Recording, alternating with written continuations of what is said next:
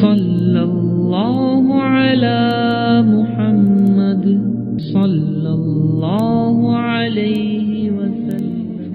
لله رب العالمين والصلاة والسلام على النبي الكريم وعلى آله وأصحابه أجمعين، أما بعد. أعوذ بالله من الشيطان الرجيم. بسم الله الرحمن الرحيم. وَيَمْكُرُونَ وَيَمْكُرُ اللَّهُ وَاللَّهُ خَيْرُ الْمَاكِرِينَ.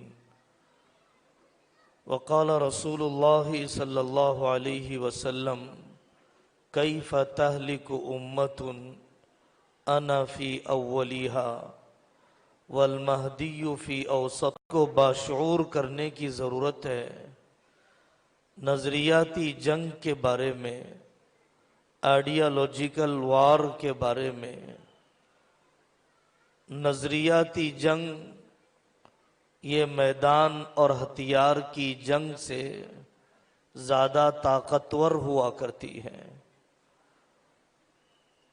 آئیڈیالوجیکل وار میں دشمن سامنے نظر نہیں آتا، اس کے مقاصد واضح نہیں ہوا کرتے، اور وہ مقابلہ ہتھیار سے نہیں ہوتا بلکہ نظریات اور خیالات سے ہوتا ہے. نظریات و خیالات کو تباہ کر دیا جاتا ہے، بدل دیا جاتا ہے. حضرت رسول اللہ صلی اللہ علیہ وسلم ہی نہیں، دنیا کے بننے سے شیطان نے محنتیں کی اور اپنے عزائم اس نے بتلایا. دائیں سے آنا، بائیں سے آنا، دنیا کو مزین کر کے پیش کرنا، انسانوں کی بناوٹ میں تبدیلی لانا. حضرت رسول اللہ صلی اللہ علیہ وسلم کے زمانے میں نفسیاتی طور پر ہمت کا توڑنا، بیٹیوں کو طلاق دے کر خاندانی سطح پہ اذیت پہنچانا، پروپیگنڈے کی طاقت کا استعمال کرنا، سوشل بائیکاٹ کیا جانا، یہ وہ حرکتیں ہیں جو روز اول سے دشمن کر رہا ہے. سیرت کے بہت سے پہلو پڑھنے کے ہوتے ہیں. ایک یہ پہلو بھی پڑھنے کا بہت زیادہ اہمیت رکھتا ہے کہ حضرت آقا صلی اللہ علیہ وسلم نے جو محنت کی ہے منصوبہ بند محنت کی ہے. آپ نے دشمن کی طاقت کا اندازہ کیا اور اس کی مکاریوں، سازشوں کے سلسلے میں واقفیت حاصل کی. آپ سے متعلق جو کتابیں لکھی گئی اس میں آپ کے جاسوسی کے نظام کو لکھا گیا، آپ کے سفارت کاری کے نظام کو لکھا گیا. آپ نے بین الاقوامی سطح پر حالات عالم پر آپ نے نگاہ کیسے رکھی ہے. یہودی جیسے کہ قرآن کہتا ہے روز اول سے اسلام کا دشمن ہے، اور مشرک یہودیوں کے تابع ہو کر 4 میدان ہیں جن میدانوں سے دشمن نظریاتی طور پر حملہ آور ہے. دنیا میں جو کچھ نظر آ رہا ہے وہ اسی منصوبہ بند سازش کا ایک حصہ ہوا کرتا ہے.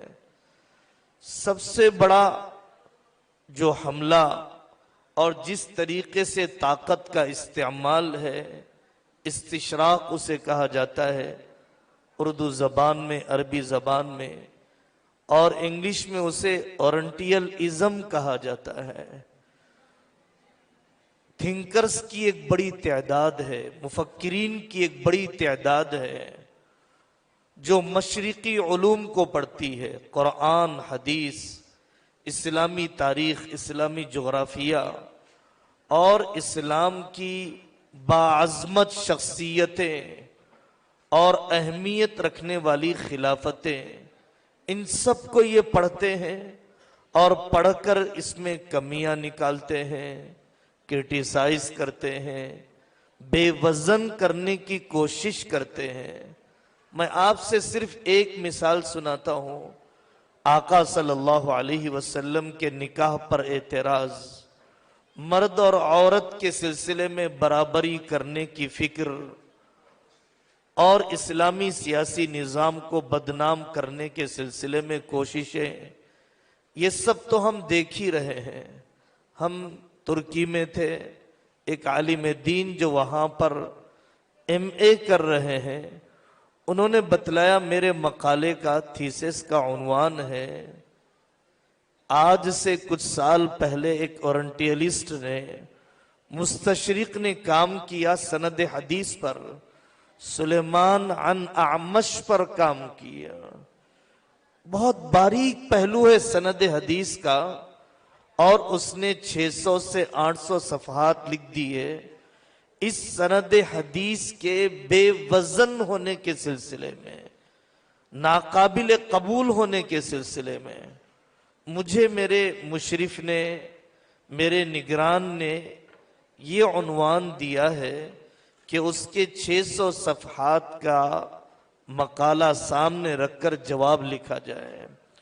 مستشرقین کی ایک ٹیم ہے جو محنت کرتی ہے خلافت عثمانیہ کو بدنام کرنے کے لیے، محنت کر چکی ہے اورنگزیب کے مقابلے میں شیواجی مہاراج کو اہمیت دینے کے بارے میں۔ موجودہ زمانے میں جتنے اعتراضات اٹھائے جاتے ہیں وہ مستشرقین کی ان تحقیقات اور لکھی ہوئی ان کتابوں کی ہی نقالی ہوا کرتی ہے۔ ایک دوسرا میدان جس میدان کے ذریعے سے دشمن نے حملہ کیا، استعمار کا میدان ہے، کالونیزم کا میدان ہے، استعمار کا میدان۔ دنیا کی مختلف قومیں، فرانس نے افریقہ کے ملکوں پر، برطانیہ نے ہمارے جیسے ملکوں پر، چائنا نے آس پاس کے ایغوریوں پر، رشیا نے آس پاس کی سلطنتوں پر، اور اسی طریقے سے پرتگالیوں نے اپنے اڑوس پڑوس کے بعض علاقوں پر ایسا کالونیزم اور ایسی سامراجی طاقتیں، ایسا ظالمانہ تشدد کا معاملہ کیا ہے، وہاں کے خزانوں کو لوٹا گیا، یہاں کی لائبریریوں کو منتقل کیا گیا۔ آج بھی افریقی ملکوں کے مختلف معدنیات اور منرلز کو اپنے ملکوں میں منتقل کیا جاتا ہے، اس ملک کی معیشت کو بڑھنے نہیں دیا جاتا، شراب کی ایک بوتل پر چھوڑ دیا جاتا ہے۔ یہاں کے کاندھلا جیسے گاؤں کے علماء کی کتابیں اور محققین کی دستخط کی ہوئی کتابیں آج بھی برٹش لائبریری میں پائی جاتی ہے، ان کے مہر کے ساتھ، ان کے اسٹامپ کے ساتھ دینی علوم کی متعلق کتابوں تک کو چوری کیا گیا۔ تیسرا میدان جس کے ذریعے سے دشمن حملہ کرتا ہے، افکار و نظریات کو بدلتا ہے، گلوبلائزیشن ہے، عالمگیریت ہے، علماء ہے۔ سوچنا چاہیے 24 کھلاڑی کھیلتے ہیں، اپنی دنیا چمکاتے ہیں ایک ایک بال پر، ایک ایک وکٹ پر، اور 24 لاکھ پاگل تماشائی بنتے ہیں اپنی کاروبار چھوڑ کر، اپنی خاندانی زندگی کو ویران کر کے۔ ہمیں سوچنا چاہیے کہ کوکا کولا اور پیپسی کا ذہنی جنون اتنا کیوں سوار ہے؟ KFC کے کھانے، پیزا برگر کے کھانے کو ہی آدمی اپنے لیے عزت کیوں سمجھتا ہے؟ گلوبلائزیشن معیشت کے اعتبار سے کیپٹلزم کو ایسا مسلط کر دیا گیا، اکنامک کے میدان میں ڈیموکریسی کو ایسا چلایا گیا، پالیٹکس کے میدان میں انسانیت اس خول سے باہر نکل کر سوچنے کے لیے تیار نہیں ہے کہ واقعی کوئی آلٹرنیٹ ہو سکتا ہے، اسلام کا معاشی نظام، اکنامک سسٹم ہو سکتا ہے، اور ہوا ہے کہ جس نے 100 سال دنیا میں سے غربت کا خاتمہ کیا، इंसाफ को जिंदा किया, खाना जंगी का नाम बाकी न रहा। आधी से ज्यादा दुनिया पर 625 साल से ज्यादा बगैर पासपोर्ट बगैर वीजे के एक ही खिलाफत के तहत आधी से ज्यादा दुनिया को चलाया गया। वो बेचारी निहायत जलील किस्म की कौमें जो छोटे से रकबे को नहीं संभाल सकती है, वो ग्लोबलाइजेशन चाहती है कि जबान चले तो सिर्फ अंग्रेजी की और तहजीब अगर समझी जाए तो सिर्फ वेस्टर्न और मगरिब की। अजीब बात है, अफ्रीका की गर्म मुल्क में रहता है और जींस पहनने को अपनी इज्जत समझता है। एक ठंडे मुल्क में रहती है और स्कर्ट पहनने को अपने लिए इज्जत समझती है। ठंडे मुल्क में तो कम से कम सर्दी से बचने के लिए आदमी पूरा लिबास पहनना चाहता है। गर्म मुल्क में कम से कम आदमी पतले कपड़े पहनना चाहता है ताकि ज्यादा गर्मी का एहसास ना हो। लेकिन ग्लोबलाइजेशन और आलमगीरियत और ऐसी जहनी गुलामी कि कोई दूसरी तहजीब बाकी न रहे, मल्टी नेशनल कंपनियों का ऐसा तसल्लुत हो जाए कि छोटे छोटे कारोबारियों को पनपने का मौका न दिया जाए। और इसी तरीके से इंटरेस्ट सिस्टम और सूदी निजाम, सूद पर सूद, मुल्क की सतह से लेकर एक छोटे कारोबारी तक सूद में ऐसा जकड़ दिया जाए, जीरो EMI के नाम पर, हल्के फुल्के लोन के नाम पर जितनी भी मेहनत करता हो, गरीब की कमाई चूस कर दुनिया के चंद यहूदियों की जेब में, दुनिया के चंद बनियों के जेब में उसको पहुंचा दिया जाए। आपने अपने मुल्क के अंदर देखा, जब यहां पर ब्रिटिश आए, उन्होंने तारीख बनाई हिंदू मुस्लिम की। हालांकि औरंगजेब रहमतुल्लाह अलैह की फौज में एक बड़ी तादाद हिंदुओं की थी, शिवाजी महाराज की फौज में बड़ी तादाद मुसलमानों की थी, और वो इस्लाम और कुफ्र की जंग नहीं हुआ करती थी, मुस्लिम और हिंदू की जंग नहीं हुआ करती थी। वो तो इख्तिदार की रस्साकशी और हुसूल इख्तिदार के मुकाबले हुआ करते थे। लेकिन तारीख की बुनियादों तक बिगाड़ने की ऐसी कोशिशें कि अब बात की जाती है कि सुकूत हैदराबाद न कहा जाए, पुलिस एक्शन न कहा जाए।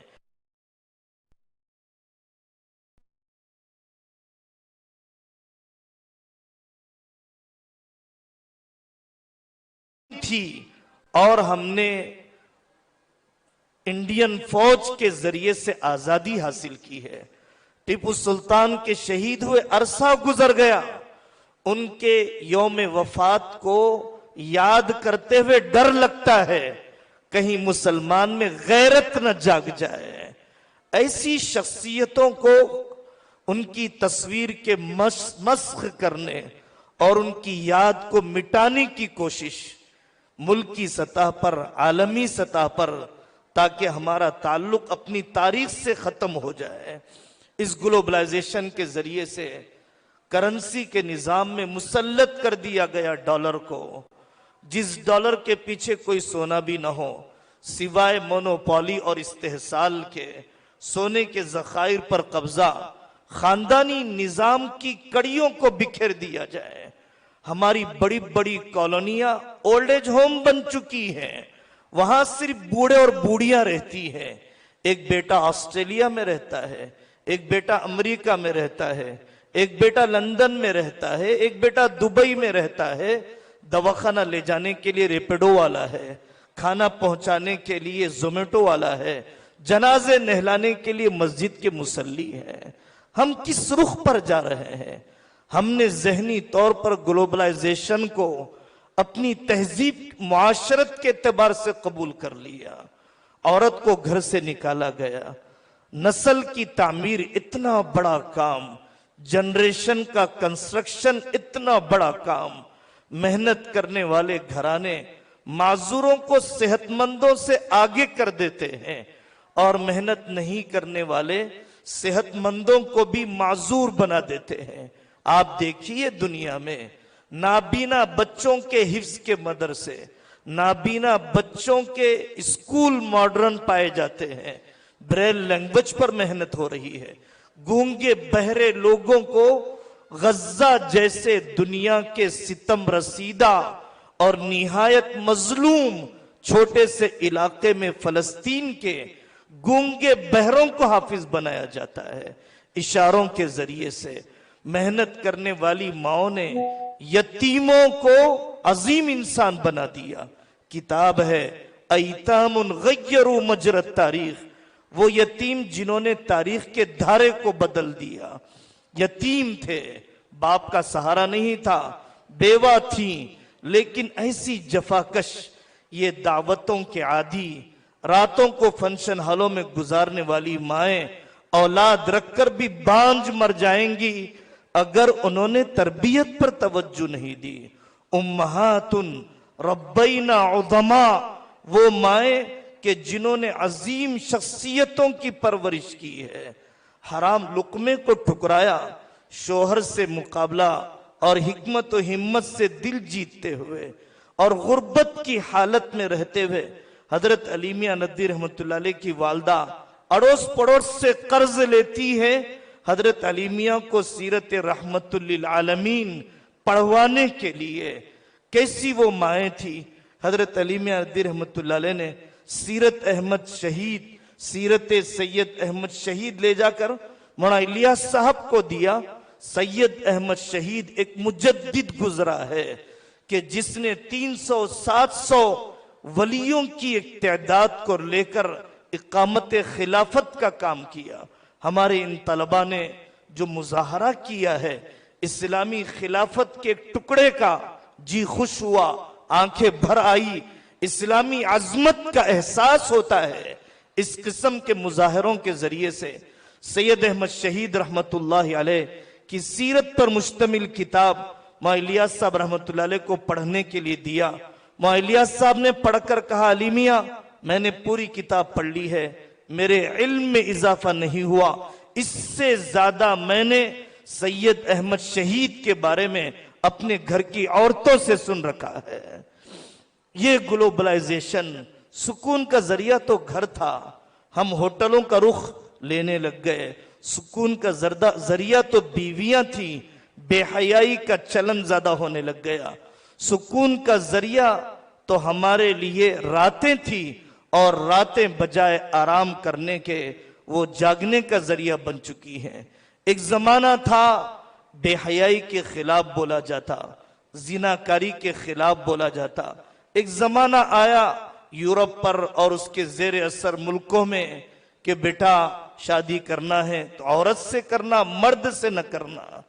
ابھی 2-4 دن پہلے کی بات ہے، ایک سعید آباد کے اسکول کے ذمہ دار شخص نے کہا، جو علماء کی نگرانی میں ادارے چلاتے ہیں، اسکول چلاتے ہیں، اب ہمیں یو ایس سے کہا جا رہا ہے کہ آپ آن لائن اسکول جیسے کورونا میں چلاتے تھے آئندہ بھی چلائیے، ہم آن لائن آپ سے پڑھانے کے لیے تیار ہیں، کیونکہ ہمارے بچے یہاں پر جو مرد ہیں وہ عورت بننا چاہتے ہیں، جو عورتیں ہیں وہ مرد بننا چاہتے ہیں۔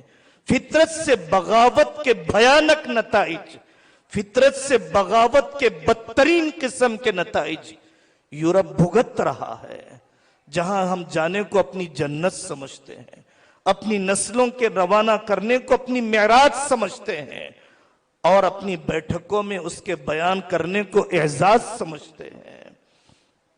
اور چوتھا میدان دنیا کے اندر جو نظریاتی جنگ، آئیڈیالوجیکل وار کے اعتبار سے چھیڑ دی گئی، اسپین پر عیسائیوں کا قبضہ ہوا، بالجبر عیسائی بنانے کی کوشش کی گئی، اور موقع ملا جتنا زور زبردستی کی جا سکتی تھی کی گئی۔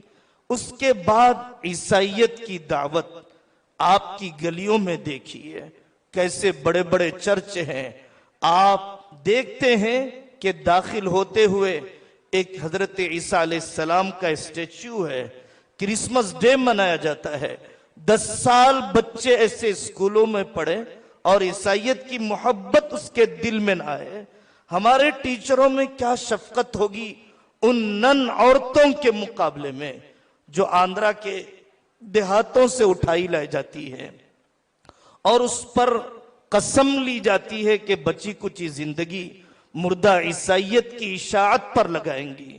یہ فرنانڈیز اور بڑے بڑے کرسچنز کے دواخانے، وہاں پر کام کرنے والی عورتوں کے اندر جو جذبہ ہمدردی اور عیسائیت کی دعوت دینے کی قوت اور جو جرأت مندانہ طریقہ، ہر بیمار کے پاس آ کر 2 سیب دے کر بائبل سینے پر رکھ کر دعا کر دیجیے یسوع آپ کو شفا دے دیں گے، یہ بات کوئی سنسنی پیدا کرنے